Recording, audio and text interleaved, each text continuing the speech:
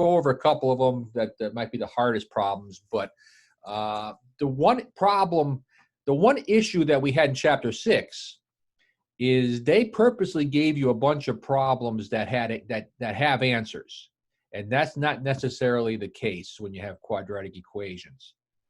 And so what we're going to do is show you how to get the solution for every possible quadratic equation using square roots. See, the problem is you could have answers that require square roots, and we couldn't give you that problem in chapter 6 because you didn't theoretically know what a square root was. And okay, let's take a look at what I'm talking about here. Let's go over here. Question 1's a nothing question. It's let's see, it's one of these things.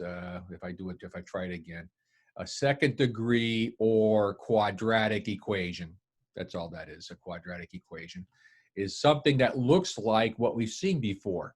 You've seen that before. A, B, and C are just numbers, okay, where you got your variable being x. So you got your squares, your x's, and your numbers, and equals 0. So yeah, that's cool. That's good. That's good. So we'll just get that one down. And this guy here, yeah, I think we can do that one. We can bang that out. That shouldn't be a big deal. Let's go over here, though. Move this up here and say, well, where did it go? I lost it. Hold on. I lost it. Question 2.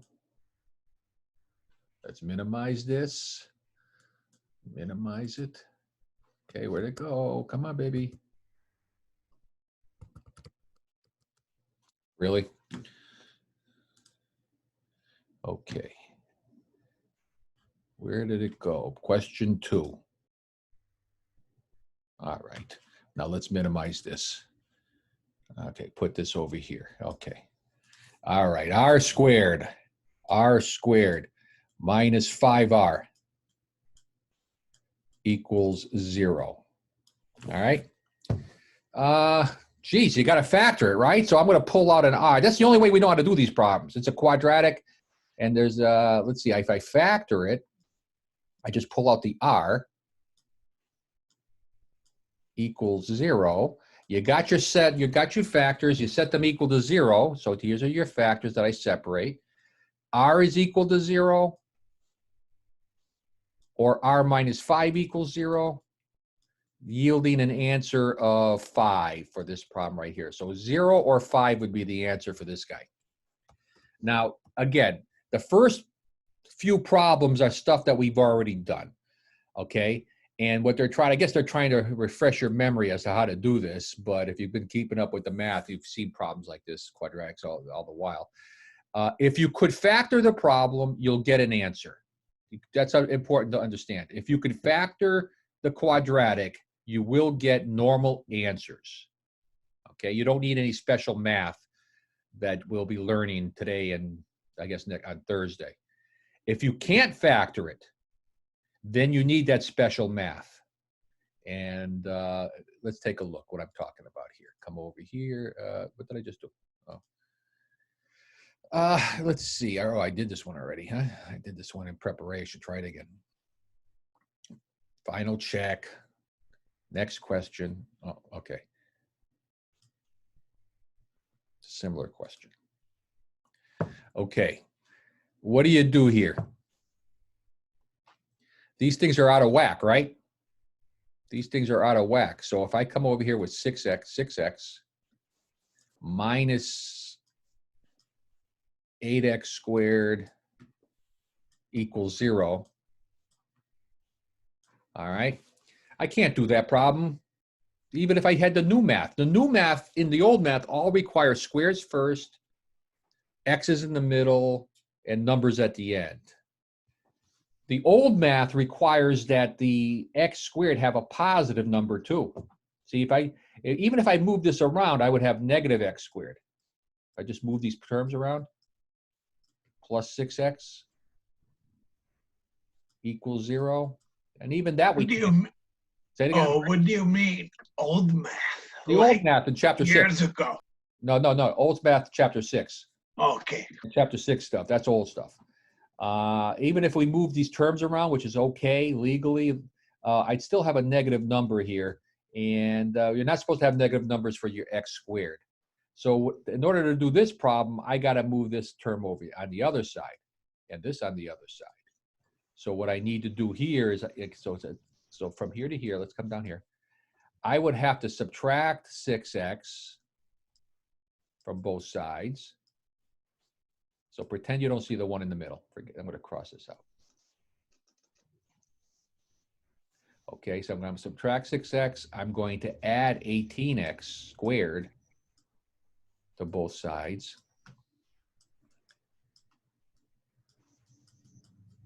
And then these cancel out, those cancel out. I'll have the 0 equals on the left. I'll have 18x squared positive, 18x squared here, minus 6x there. That's an x squared. And now I start factoring this guy. Now you don't need any special factors here. I can pull out the 6. 6 goes into 18. I can pull out an x. And then when I do that, I'm left with a set of parentheses, a minus in between. 6 goes into 18 3 times. I pulled out only one x from the squared. I pull out all the 6 and the x. It leaves me with 1. And so I set my factors equal to 0. 6x equals 0. 3x minus 1 equals 0. Solving this, divide by 6, you get x equals 0. Solving this, add 1 to both sides. Divide by 3, I get 1/3. And because we could factor that, because we could factor the original problem, we get legitimate, like real answers here. So I'm going to put those in there, see if that works. 0, comma, and 1/3 should be that answer there. Great job, fantastic. And you know what? We beat this to death. Okay, we really have. I can't do this anymore. Okay, I just can't do this anymore. So I won't do it anymore. And this is basically a magic number. We've done that to death. So far, there is no real new math here. There is no new math here. Okay, this is, we've done. This, I'll do this one. I'll do this one. Okay, so we skipped a few of them. Let me start off with a nice clean new, close this out. Don't save it. Don't save it. Start over again. Nice and clean workspace. And I'm going to put 64. See, the only way to do these problems right now, because you don't have this new technique I'm going to show you, is you got to go old school with the chapter 6 stuff. 32b, b, plus 4 equals 0. All right, all I can do is do the stuff I showed you. I can't pull out a b because there's no b here.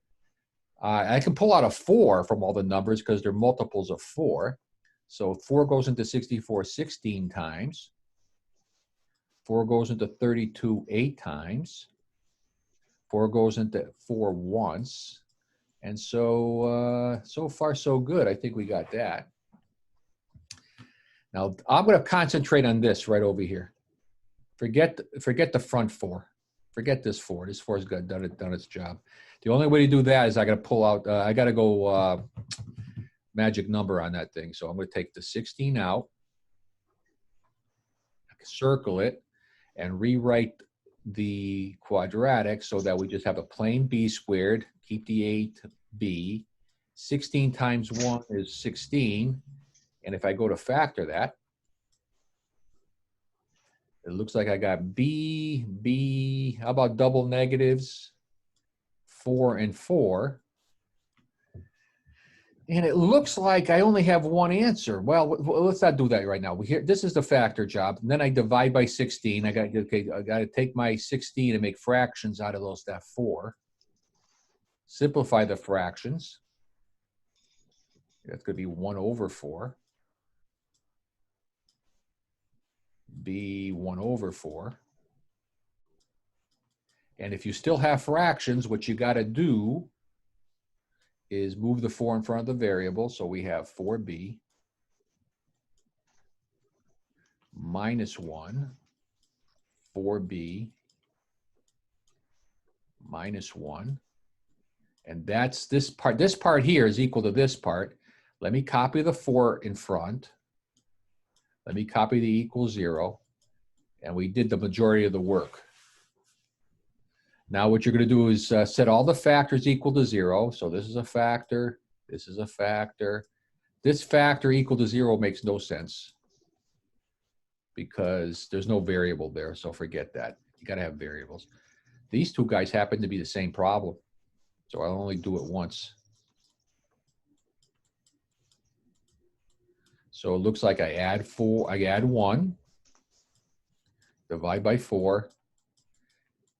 And basically you get, that's b equals 1/4. B equals 1/4. You would have it twice. Don't do it twice. List it only once. Because otherwise they mark it wrong. Okay. So far, this doesn't look like anything new, right? Mm-hmm. Okay. Subtract 35 to get the equal to 0. Subtract 35. Subtract the 40. Add 2x to both sides. So far, it's looking the same. Okay, so this is new. This is new, and it's so new that here's what I'm going to do. I'm going to clear this out.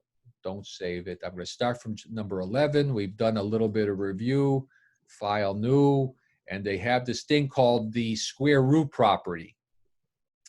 The square root property. What they say is, this is sort of like the new school, the new way of doing these problems. Okay, and with the new way, they're saying don't bother factoring. Leave the problem the way it is. In other words, leave it like this. Okay?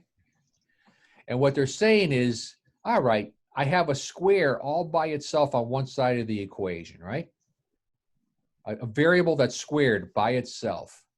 I can get rid of the square by square rooting because now we know that's the opposite operation. Whatever you do on one side, you do on the other. Okay, so if you take the square root of one side, you take the square root of the other. The square and the square root cancel out, and it looks like we have 5 as the answer, right? But if I did it the old way, I would have to, I'd have to do this. Subtract 25 from both sides.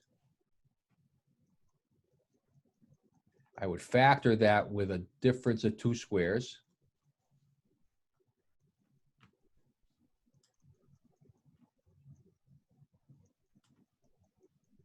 Set your factors equal to 0.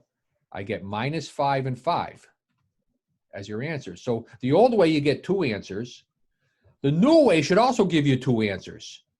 And the way you do that, and in order to incorporate the 2 answers, is this is the square root property. If you find yourself taking the square root of both sides, which we do here, we take the square root of both sides, the side with the number, you tack on a plus and a minus. So the answer would be plus and a minus. So that's the square root property. If you find you're taking the square root of both sides to get rid of a square, the side with the number, tack on a plus and a minus in addition to the square root, and you get your answer of plus and minus 5. That's the rule. I'm going to show you more of these. You can't get away with it. Right there. Excellent. Let's do the next one. So what do you think you're going to do here? Okay, now this is an example where you cannot do this problem using chapter 6 rules. Okay, you can set it equal to 0. Okay, you can set it equal to 0, but there's no way you can factor that. Okay, you'd say there's no solution using chapter 6, but there really is a solution. The answer requires square roots, and you didn't know square roots in chapter 6. So let's come over here and say, let's put the 17 over there. Basically, it's the same problem. I see a square by itself. I'm going to take the square root of both sides. Take the square root of both sides. if you, okay, the side that has the number, you got to have two answers. Put a plus and minus. That's the square root property so that you get your two answers. This cancels. K equals this. Plus and minus square root of 17. What do you think? That's the new word. That's the new rules. Do we add the square root in front of the 17? Absolutely. Absolutely. Okay. You can't have 17. The answer is not 17. Okay. You take the square root of both sides, but you're also tacking on a plus and a minus. Okay. So you come over here, plus and minus square root of 17. Check your answer. Fantastic. And let's clear this out. Let's clear this out. Get rid of this. Get rid of this guy right over here. Move this over here. We don't need that. Move this over here. No, no, no. Why did it move black? Jeez. Get over here. Delete that. Don't save. Okay. Paintbrush. File new. File new. Okay. And this is a fraction, so big whoop. It's a fraction. I'm gonna stay using the new school stuff. I'm just gonna say, well, y squared is equal to, you know what I'm gonna do? I'm gonna make this smaller so it doesn't jiggle. Okay. All right, 49 over 9. Well, I see a square all by itself. It's almost like the other stuff that we talk when you have problems with square roots and you want to solve it, you have to isolate the square root. When you isolate the square root, you could square both sides. This is sort of like the opposite. I have a square by itself. I can get rid of it by taking the square root of it. Whatever you do on one side, you do on the other. But, geez, I thought I was supposed to save it. Okay, hold on. Oh, okay. I got to make a smaller. Instead of I got to make a smaller panel here. Okay, this is y. On the side with the numbers, the square root, I put a plus and a minus. That's equal to plus and minus. Well, these numbers happen to be perfect squares. So if I take the square root of the top and square root of the bottom, because that's what you do. You have one square root here, and I can split it up into two parts. And they're perfect squares, which is nice. I get the square root of plus and minus 7 over 3. And that's the answer. That's your answer. So you come over here. Let's put that plus and minus in there. We'll put a fraction. We'll put a 7 over 3. And boy, we're really cooking here. Check your answer. Great job. Fantastic. Okay. Okay. Let me start. Let me do another test. Let me do this one. Get rid of this. Don't save. File. New. So it stops jiggling. I don't want the height to be so big. How about 800 pixels? Okay. Okay. I don't have any scroll bars. That's good. That's good. Let's come down here. All right. Let's bag this out. 3x squared equals 48. Now, to use this square root property, you have to have a perfect square on one side. You don't have a perfect square on one side. This 3 is screwing you up. Okay? But I can make it work by dividing both sides by 3. That cancels. I got a nice, beautiful square by itself. Equals 60. Okay? See, now I could take the square root of this side, because if I take the square root of that side, the square and the square root cancel out. Whatever you do on one side, you do on the other, but you put a plus and minus on the side with the numbers. Cancel. X equals plus or minus 4 for that problem there. All right? What do you think? I'm ripping you off. It's the same stuff. Well, I don't know. It's not the same stuff anymore. It's relatively new, but every problem you're doing the same exact thing. Okay, and there's only like 6 more problems, but I think toward the end there's some word problems, but they're not that bad. Let's copy this down over here. 2x squared equals 22. See, I cannot take the square root of both sides. It's not going to help you because this 2 screws you up. Okay, because if I take the square root of both sides, you still have a square root of 2, and that's not going to help you at all. What you want is a perfect square on one side, which I can get by dividing both sides by 2. Boom. I got a beautiful square right there. I sound like Trump. Beautiful square. Beautiful, beautiful square. 11. Wonderful square. Okay, I got my square. I'm going to take the square root of that. That cancels, gives me the x. But whatever you do on one side, you got to do exactly the same on the other. That's the whole idea of algebra. I got a square root of 11, but you got to make sure you put a plus and minus on that side so that we'll get 2 answers. One's plus and one's minus. And so make it nice and clean. This is going to be the answer for this problem. See, this problem, if your answer ends up having a square root of it, a square root in it, you could not have done this the old way. Okay? The old way, which is, set it equal to 0 and factor, because you could not factor this problem. I'd have x squared minus 22, and you can't factor that. This one here, turns out we could have done it the old way. We could have done it because if you factor out the 3, you'll end up getting something that you can factor. So this is the answer for that problem. Plus or minus square root of 11. Okay. All right, here we go. Here we go. Start nice and fresh. Clear this out. Don't save this. Each little problem gets harder and harder. File, new. Keep the 800. That's good. That's going to minimize the squishing, the jiggling effect. Okay, solve by using the square root property. I think you can go old school and do it the old way.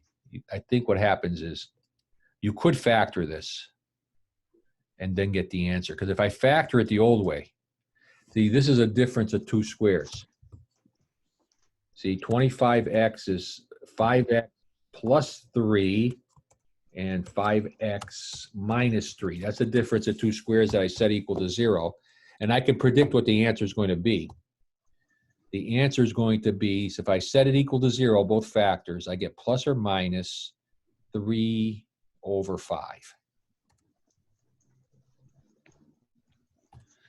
Okay, that's going to be the answer to the problem. So if you do these, I don't care how you get the right answer. If you like the old way of doing ththings, then if you could see that you're able to factor it, do it that way and be happy.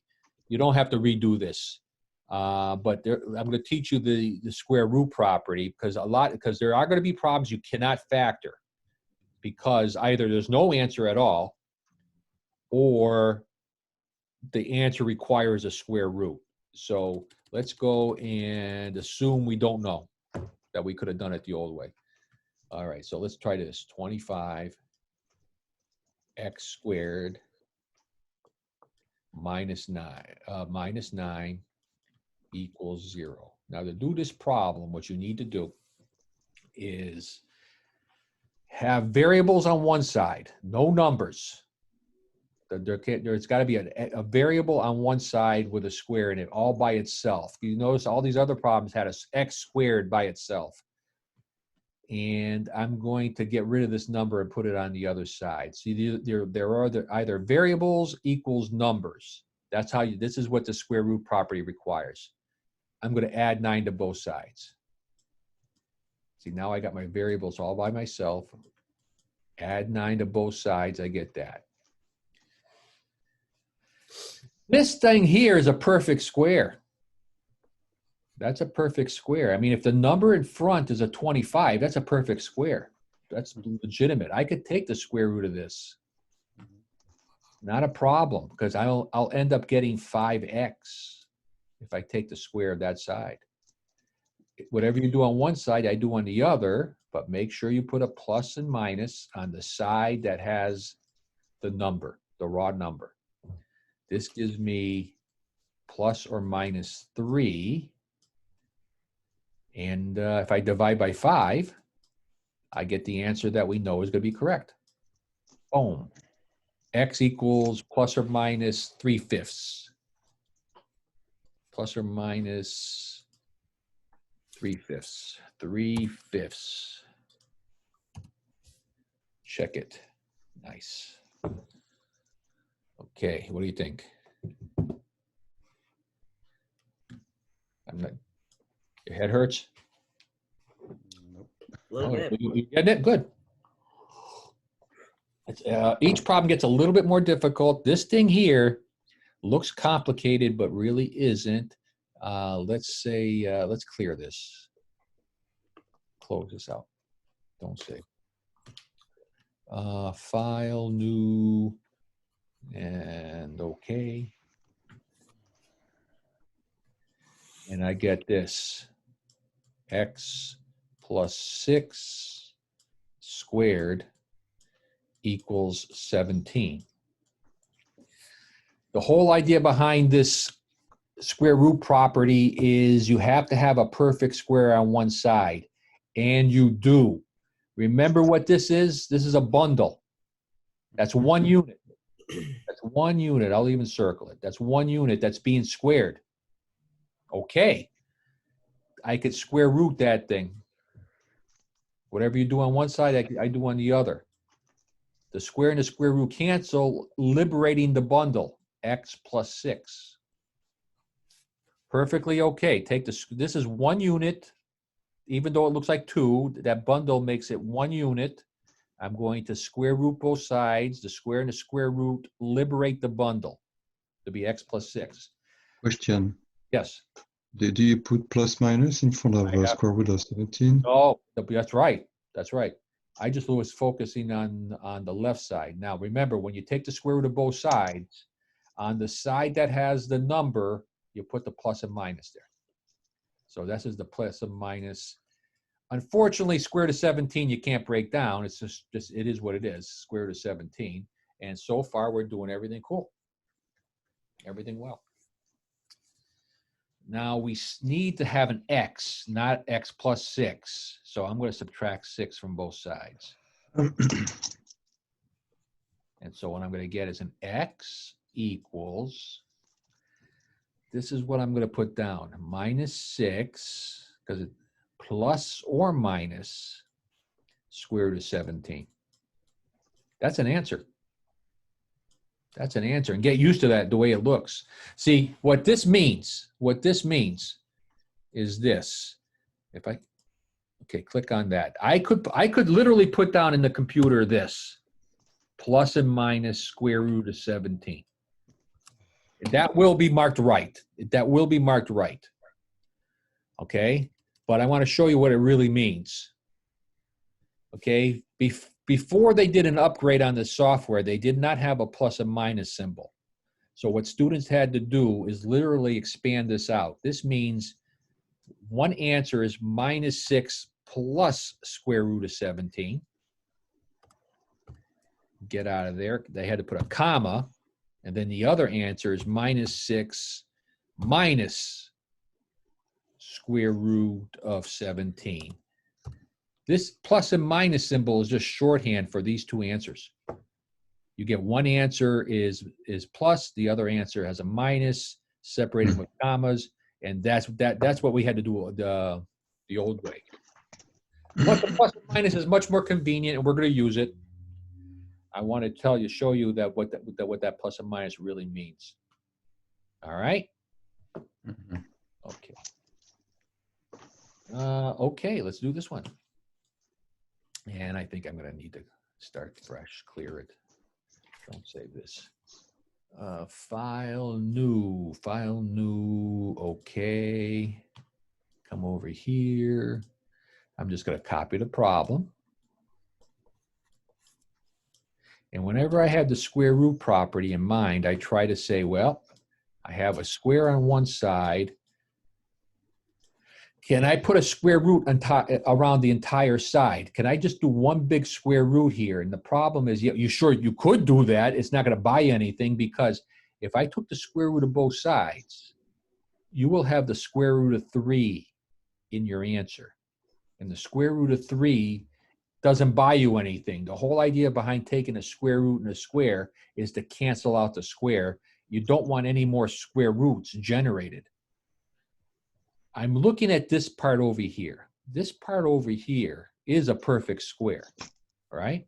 The bundle is being squared. What's screwing us up is the 3. So let's get rid of the 3. 3 is being multiplied by this. I'm going to divide both sides by 3. This cancels. I'm left with x minus 7 squared equals 2. I'm happy. I could take the square root of this. I could take the square root of this. And Franz wants to make sure I put the plus and minus in front of that number, square root of 2. And I'm going to get rid of this because the square root and the square cancel. Liberates the bundle. That's equal to plus and minus square root of 2. Let's see, x minus, I don't want x minus 7, I want x. That's the whole idea behind solving. So I'm going to add 7 to both sides. So if I add 7 to both sides, plus 7, 7 plus and minus square root of 2. Remember, whole numbers and square roots don't mix, so that's what you have to write. You have to write it like that. So let's see if that's right. I'm going to use the plus and minus. Plus and minus the square root of 2. Check your answer. Yay. I think the next 2 problems are word problems. Oh, yes. Yes. You're going to see this problem a lot. You're going to see this. I see this problem on homework. I see it on quizzes. I see it on a test. So memorize the answer. I'll tell you right now, memorize the answer. Let's just do this one. It's not giving it. Okay, that's good. Oh, we have to see if we get the answer. Don't save. Don't save. File, new. Okay. I'm going to copy this problem. So pretend you don't even see this. I have this little formula here. Equals K L over R squared. And what they want you to do is solve for R. In other words, they want an equation that looks like R equals something. So we're going to provide, what we're going to do is do all the steps necessary to get the R by itself on one side. This is a fraction here, right?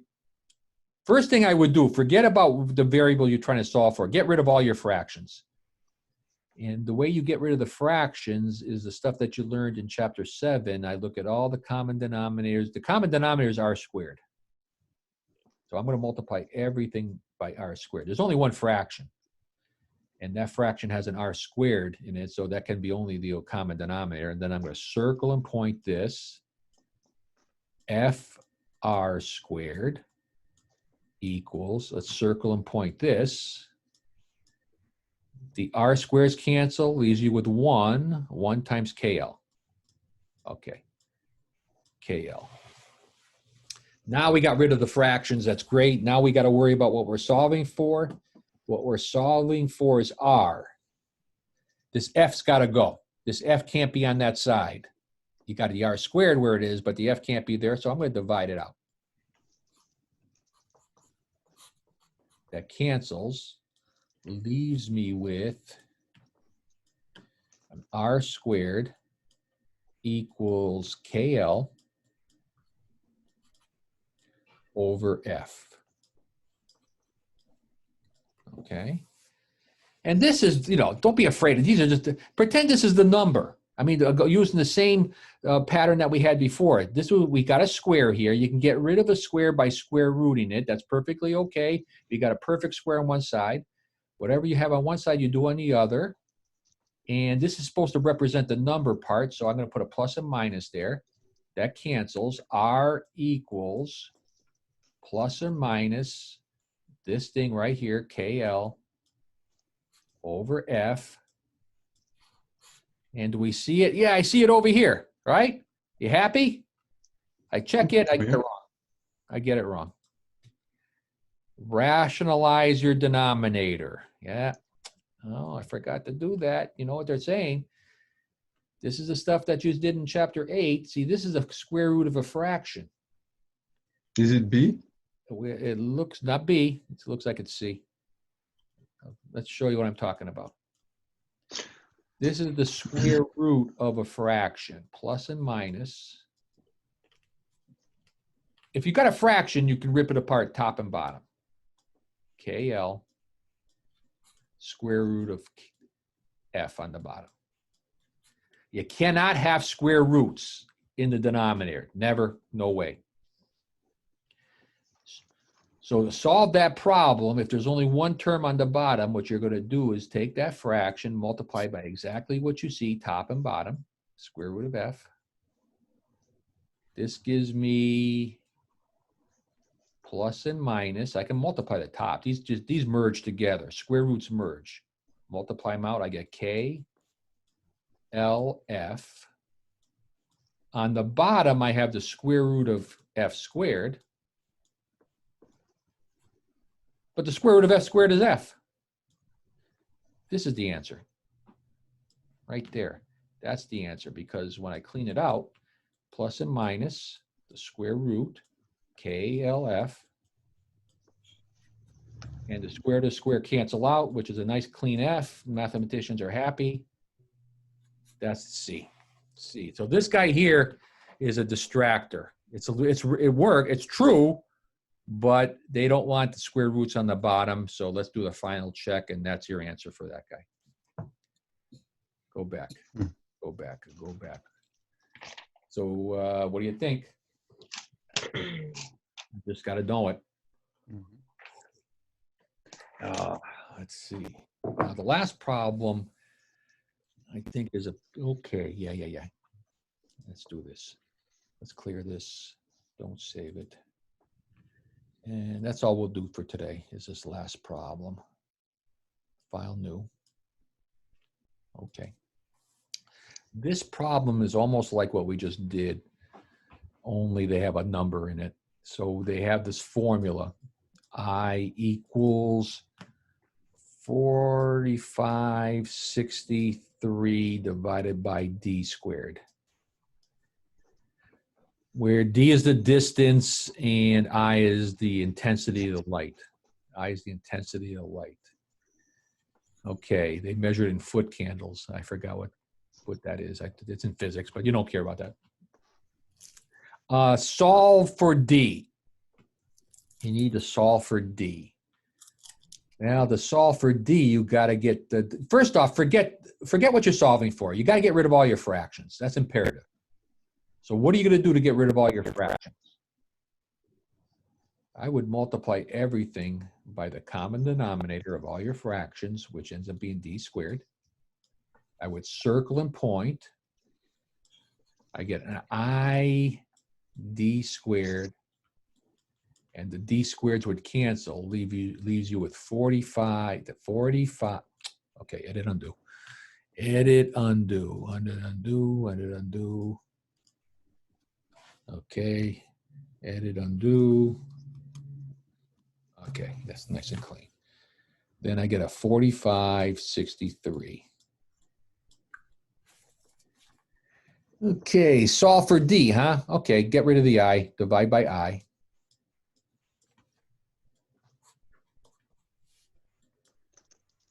Cancel. D squared equals 4563 over I. And I'm going to, I got a square root. This is D squared. I'm going to take the square root of that. If I take the square root of both sides, you got to put a plus and minus on the side that represents the number. That cancels. I'm going to put it up here. I'm going to go up here. Gives me a plain D equals plus and minus square root of 4563 over I. Now, I'm not, we just learned the hard way that they're not going to accept something that looks like this, okay? Because this is the square root of a fraction, and you'll end up having a square root of I in the bottom. They don't want that, so let's not even do that. Don't even think about it. I'm going to break this up into two parts.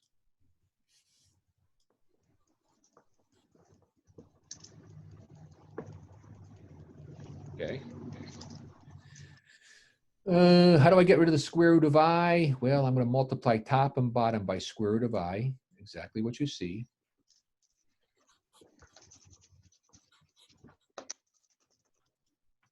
This gives me on the bottom,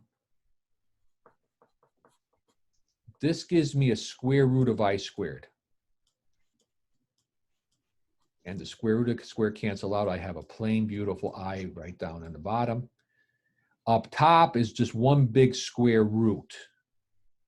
But you know what I'm going to do? I'm going to leave the numbers separate because I don't see, okay, I don't see the answer exactly. So I'm going to leave it like this, plus and minus square root of 4563 square root of I. Now the square root of 4563 is not a perfect square. There's your calculator. 4563. If I go to, I see offhand by looking at it, I can't tell if it's a perfect square. I just go on my calculator, punch in the square root, and if you see all these digits, no good. No, it's not a perfect square. So I also don't see that as an answer. I also don't see that as an answer. So what I'm going to do is say, is there a perfect square that goes into 4563? And I have to look at the answers. I can't tell by looking at this whether there's a perfect square because it's such a big number. But if I look at the answers, what's sticking in my mind is, see, I'm looking at this as a possible answer right here because that's the only one that has a divide by I, a plus and minus divide by I. I'm going to look at this one here as the answer. But let's see if we can prove this. 39. 39. Where's my numbers? Did I just, oh, there it is. Calculator. 39. 39, clear it. 39 times 39 equals 1521. That's a perfect, if I could take the square root of that to get 39. I bet you 1521 goes into this evenly. Okay, plus or minus. Yes, it does. Square root of 1521. 1521 goes into this number 3 times.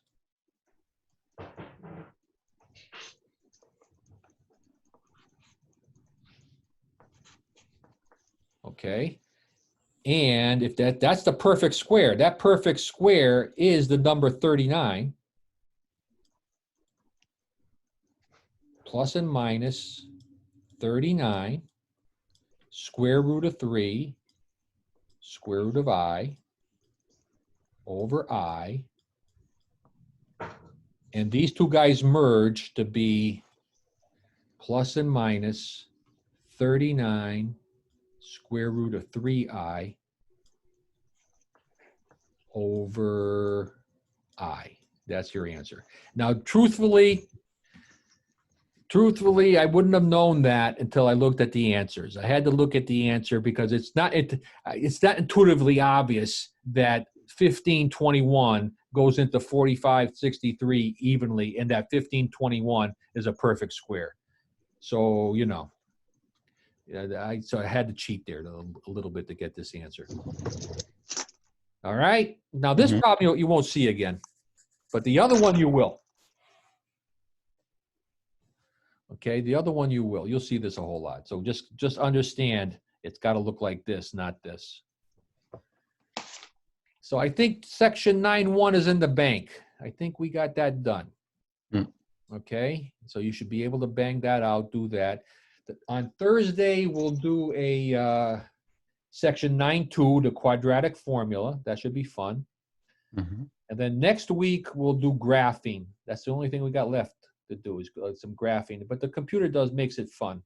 The computer makes the actual graphing fun. So you don't need any graph paper or any of that kind of stuff. It's actually a very easy thing to do on the computer. All right, so what do you think?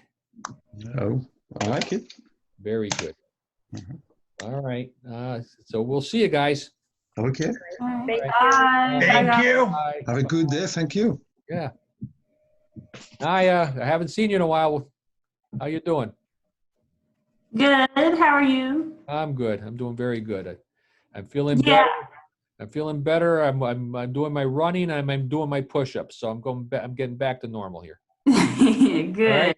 It's All right. been very nice outside. Yeah, it is. All right. So I'll see you Thursday. Yeah, I wanted to tell you, Yeah. I come